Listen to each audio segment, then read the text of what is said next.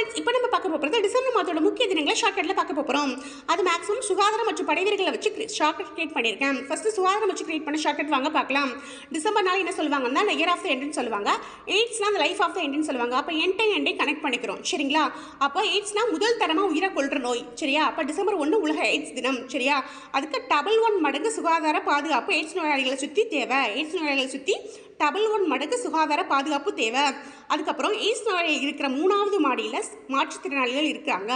மாற்றுத்திறனாளிகள் 3வது மாடியில் இருக்காங்க. சரிங்களா?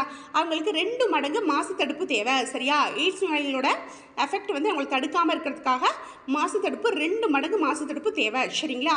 அடுத்து டிசம்பர் நாளைக்கு ஞாபகம் வர இன்னொரு விஷயம் என்னன்னு சொல்லி பார்த்தீங்கன்னா கடற்படை. சரியா? அதாவது கடல் தான் ஞாபகம் வரும். கடல் சுனாமி தான் ஞாபகம் வரும். இந்தியா சுற்றி மொத்தம் 3 கடல் இருக்குது. சரியா? அரபிக்கடல், வங்காள விரிகுடா, இந்திய பெருங்கடல், மொத்தம் 3 கடல் இருக்குது. ஆனால் அந்த இடத்துல 4 கடல் இருக்கிறதா ஞாபகம் வச்சுக்குவோம். சரியா? அந்த இடத்துல 5 மடங்கு மண் இருக்குது. 5 மடங்கு அந்த இடத்துல மண் இருக்குது.